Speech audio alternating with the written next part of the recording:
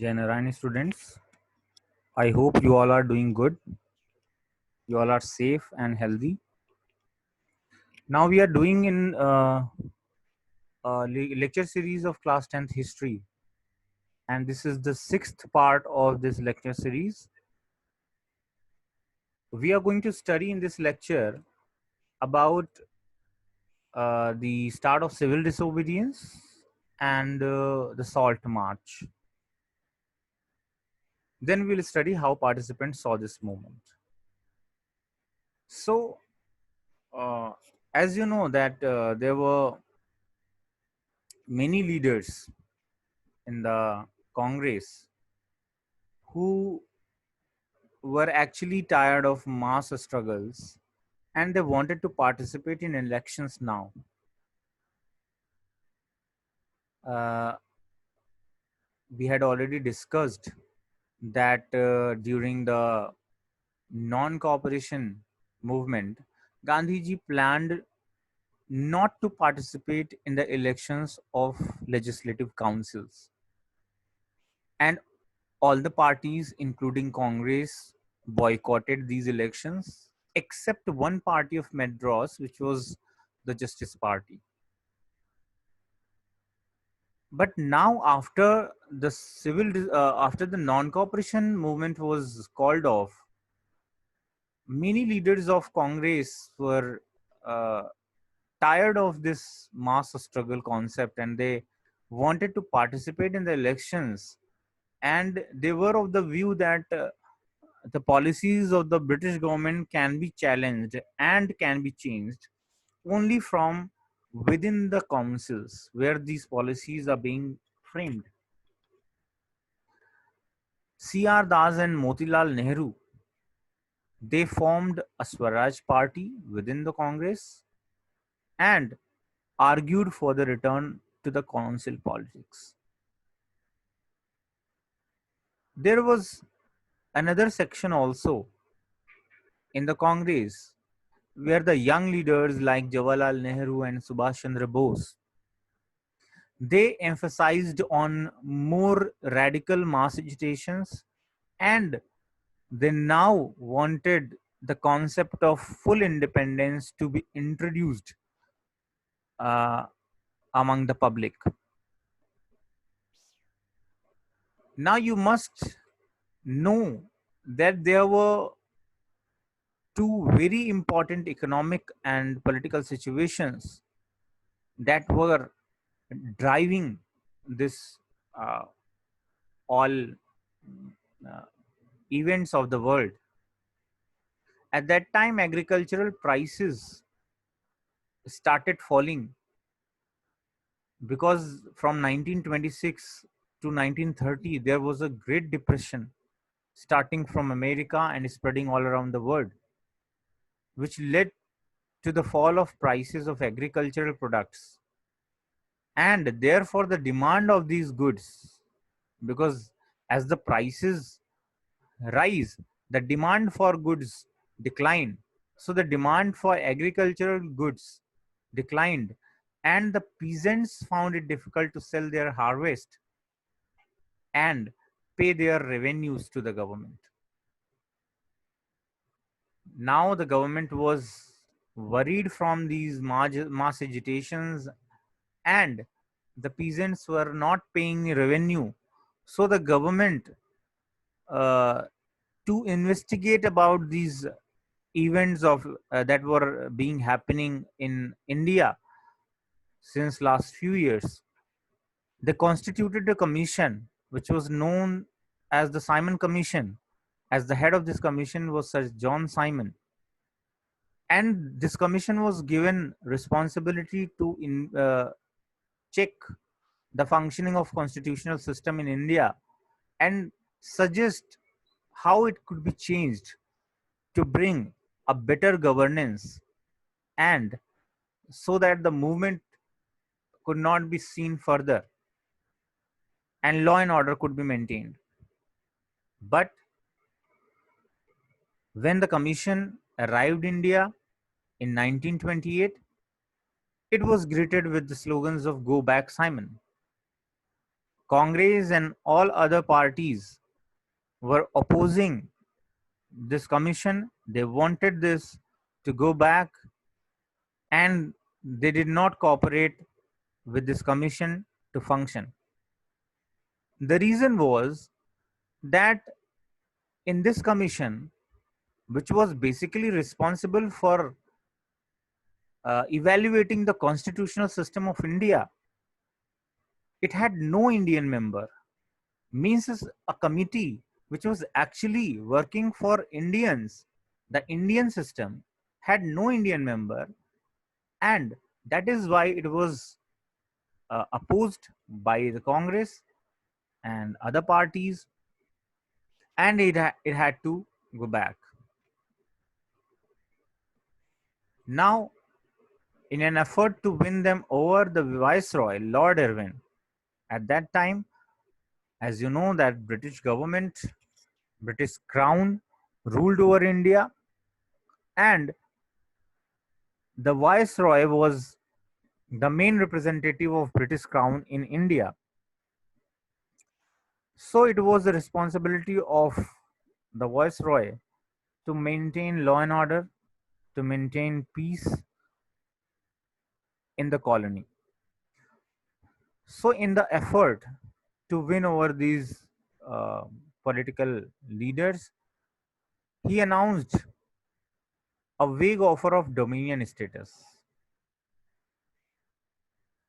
Now, this offer is called vague because in that offer, it was not mentioned what this dominion status would give to India and what powers will rest with the British government. So it was very unclear, very vague, and the future of India was unspecified as what the Indians are going to get from this offer and what the British government will keep with them. So, the roundtable conference, which was organized to discuss about this dominion status and the future constitution of India, the Congress boycotted this roundtable conference and they did not participate in conference. The radical leaders, Jawaharlal Nehru, Subhash Chandra Bose, etc., they became more assertive. and and in December 1929, under the presidency of Jawaharlal Nehru, in the Congress session of Lahore, they demanded for Purna Swaraj, means the full independence. The British are offering dominion status, but now the Congress leaders are they are demanding Purna Swaraj, means full independence. Because basically under the dominion status, India could have their own government, but the control over the territory was kept with uh, the British. So now the Congress leaders are demanding full independence. And it was also declared that on the 26th January of 1930, it would be celebrated as Independence Day. And the people were asked to take pledge to struggle for complete independence.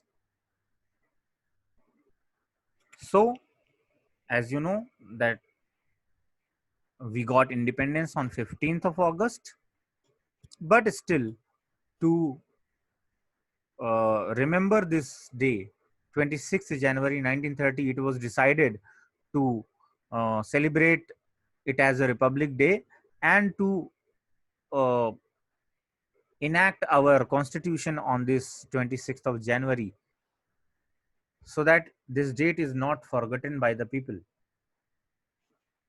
And you know that our constitution was already ready to be enacted from 26th of November 1949, but we enacted it on 26th of January 1950. And the reason was that 26th January 1930 was celebrated as the first Independence Day of India. So to remember that, to make it a memorable date, it was decided to enact and enforce our constitution completely on 26th of January. Now, the civil disobedience and salt march. Mahatma Gandhi found in salt a very powerful symbol that could unite the nation. Now you see that Congress is demanding for full independence, and for this full independence, it is very much necessary that all the Indians, every Indian from every section of the society, whether they are rich, they are poor, they are peasants, they are industrialists, they are workers, they all have to join this.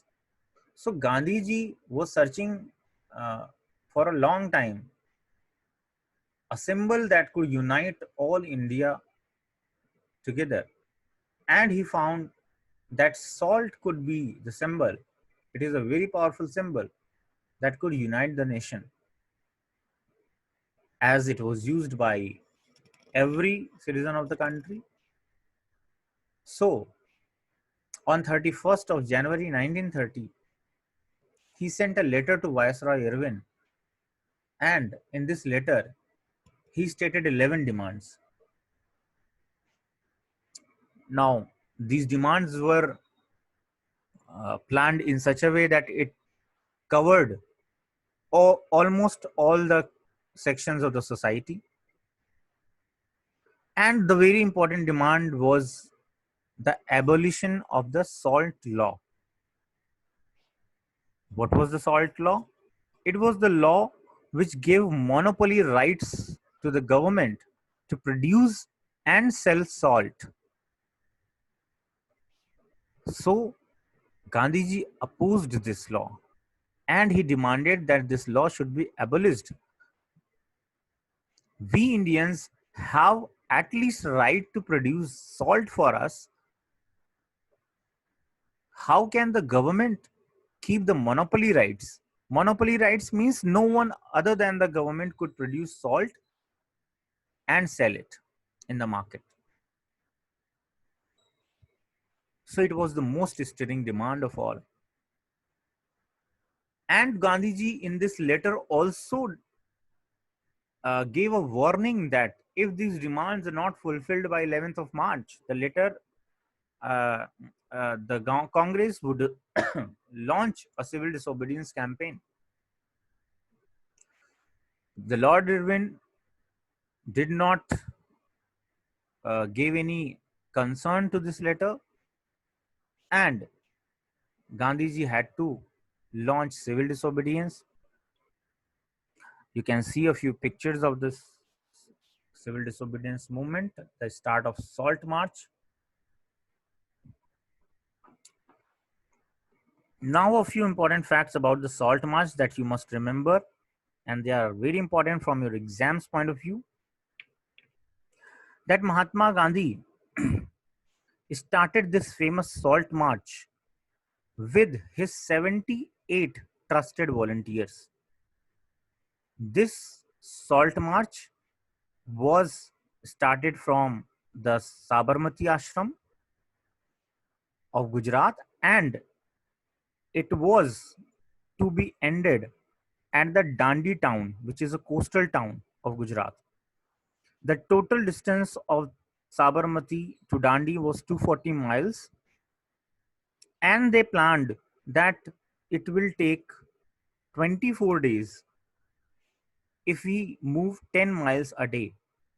So, according to this plan, they moved for 24 days. Every day they moved for 10 miles and then they rested uh, in between. And where they took this rest, Mahatma Gandhi used to uh, tell people what the meaning was Swaraj, what the meaning of Swaraj was, and what was the concept of Swaraj, how he wanted people to participate in this movement, and how they can peacefully defy the British. Thousands of people collected around Gandhiji and listened to him, got motivation from him, joined this movement, and on 6th April he reached Dandi. There, he ceremonically violated the law, the salt law, and manufactured salt by boiling this water, seawater. Now, from this event, from 6th April, the civil disobedience movement is considered to be launched officially.